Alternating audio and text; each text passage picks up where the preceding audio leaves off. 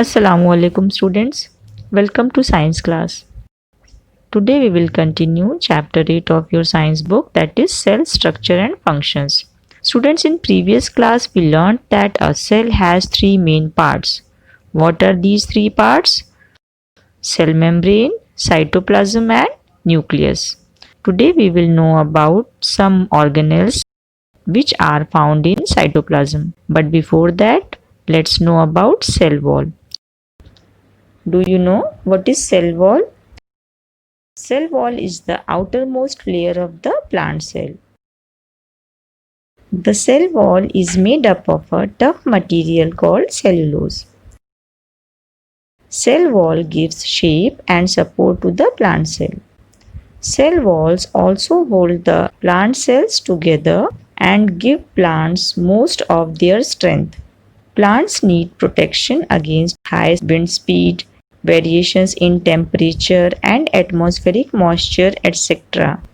We know that plants are fixed at a place, so they cannot move to protect themselves from the various changes in their surroundings. So the tough cell wall present in plant cells provide protection to plants. Now students, remember, cell wall is present only in plant cells. In animal cells, cell wall is absent. The cell wall is a non-living part of the plant cells.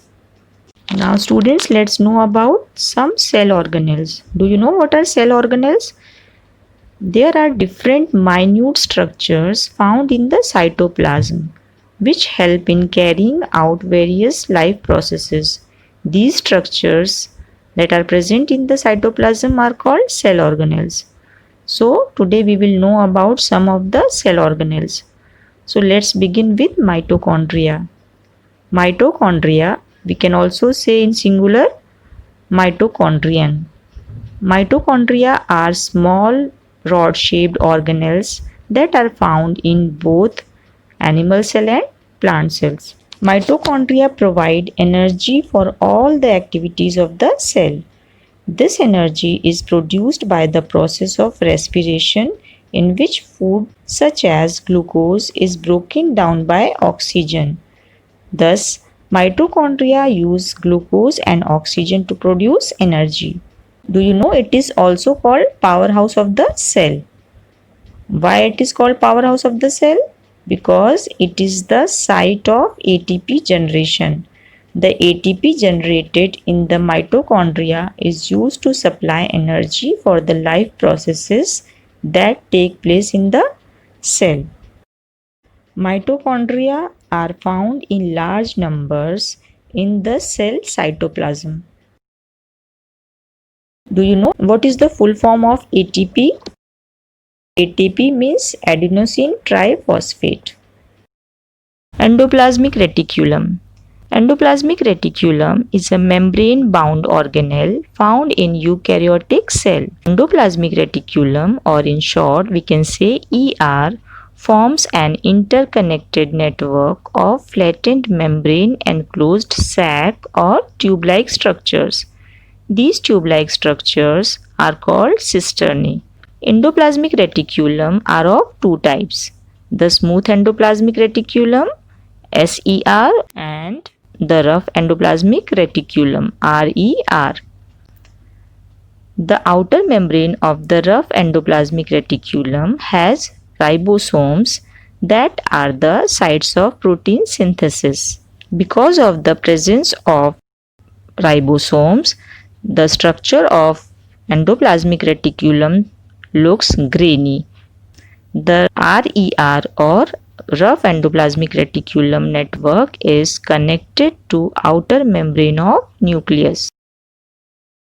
Smooth endoplasmic reticulum.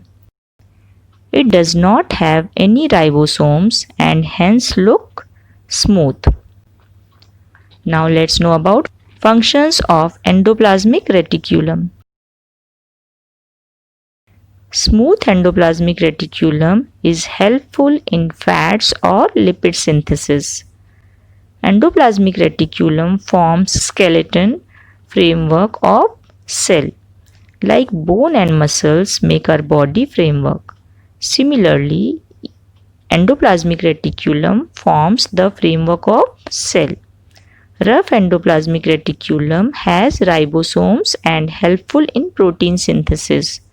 It provides the site for protein synthesis. Smooth endoplasmic reticulum is helpful in detoxification.